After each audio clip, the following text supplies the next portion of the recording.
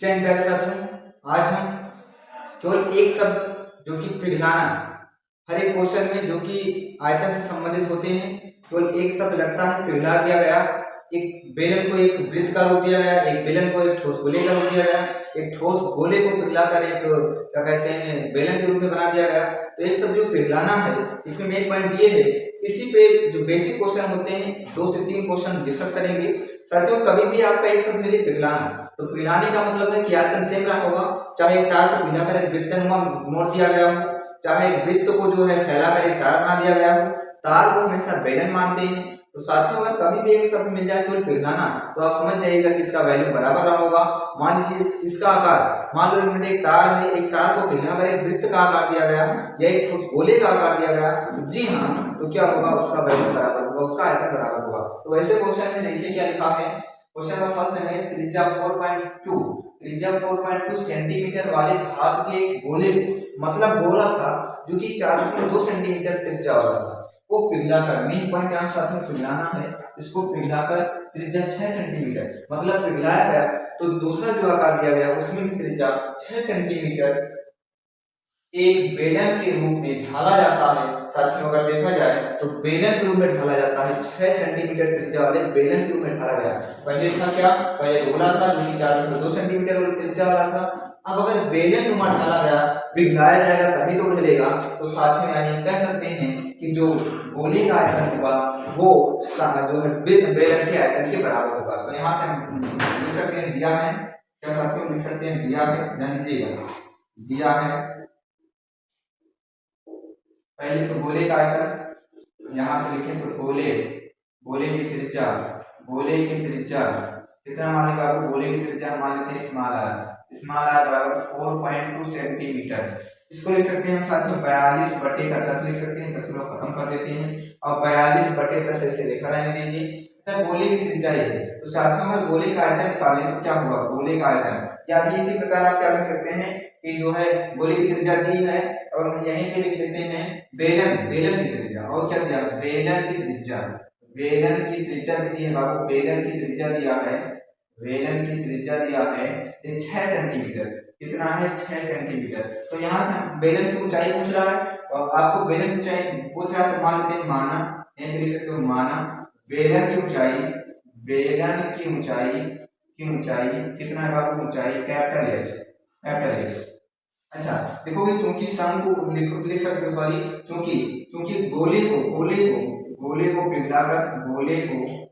पिघलाकर क्या बाबू, गोले को पिघलाकर एक बेलन बनाएगा, एक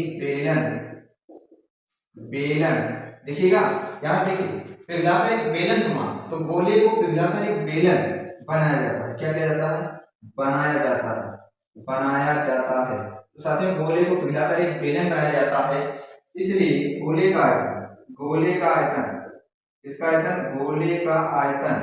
आयतन जो होगा वो किसके आयतन के बराबर होगा, बेलन के आयतन के बराबर होगा, बेलन का आयतन, ठीक है, इसके बराबर होगा।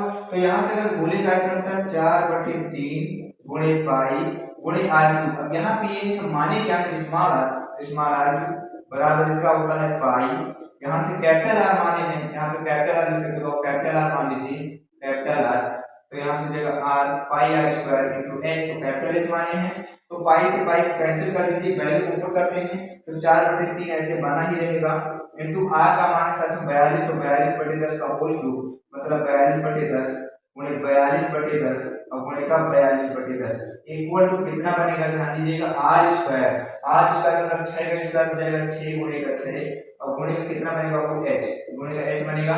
अब यहाँ से अगर ध्यान दीजिएगा, अब हम क्या करते हैं कि 6 गुणे 6 यहाँ पे लाके गुणा कर देते हैं, यहाँ पे 4 है 42 है, तो यहाँ पे अगर देखें तो 4 गुणे का 42 और गुणे का 42 और फिर गुणे का 42 और टोटल का बटे, ध्यान दीजिएगा ये तो ऊपर का गुणा हो गया 3 गुणे 10 यहाँ से सकते हो 3 गुणे का 10 का मतलब हो सकता है 1000 और गुणे का साथ में 6 गुणे 6 इधर ले आते हैं, तो 6 वहां पे भाग गुणा में है तो यहाँ भाग में इक्वल टू h होगा।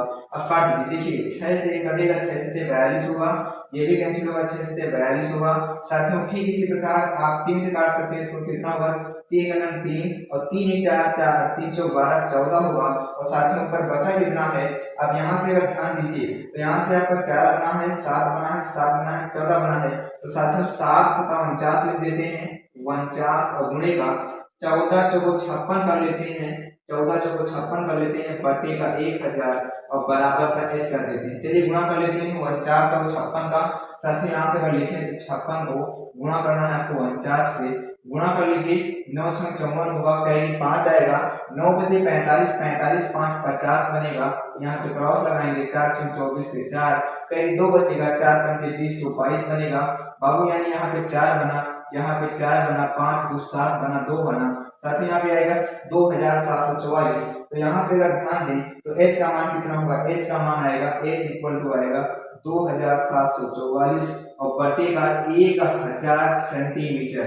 ये तो ऊंचाई है, बट साथियों 1000 अगर है तो वहां से राइट साइड से पॉइंट हो सकता आएगा, तो 3 अंक बाद दशमलव लग जाएगा, तो h का जो मान आएगा 2.744 आपका राइट आंसर होगा।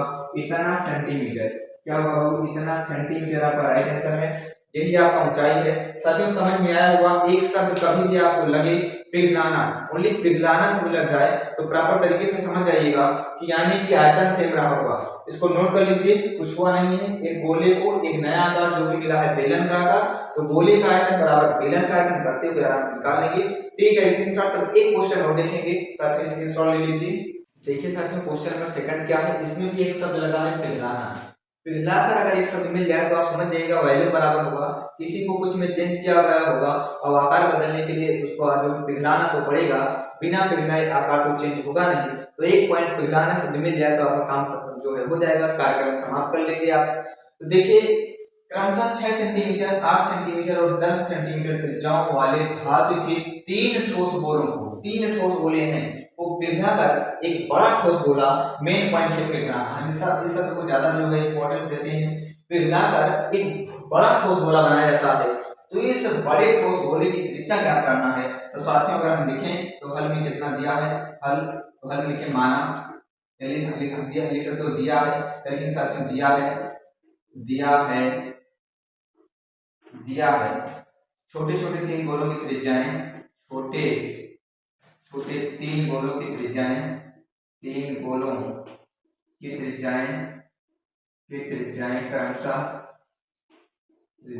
क्रमशः कितना है बाबू, 6 8 व 10 सेंटीमीटर, 10 सेंटीमीटर। तो यहां से अगर देखें बाबू R1 कितना दिया है, R1 दिया है 6, बिल्कुल हाँ। R2 दिया है बाबू 8 सेंटीमीटर और R3 दिया है आपको कितना, R3 दिया है 10। तो मान लीजिए माना बड़े गोले की त्रिज्या, माना बड़े गोले की त्रिज्या, बड़े गोले की त्रिज्या capital R centimetre, capital R centimetre. तो यहां से अगर देखें तो साथियों लिखेंगे, क्योंकि 3 ठोस गोलों को पिघलाकर एक नया ठोस गोला बनाया जाता है, क्योंकि 3 ठोस गोले को पिघलाकर गोले को आयतन चेंज नहीं होता है, अगर किसी का आकार चेंज करने से आयतन नहीं चेंज होता। 3 ठोस गोले को पिघलाकर एक नया गोला बनाया जाता है, एक नया ठोस गोला बनाया जाता है, ठोस गोला बनाया जाता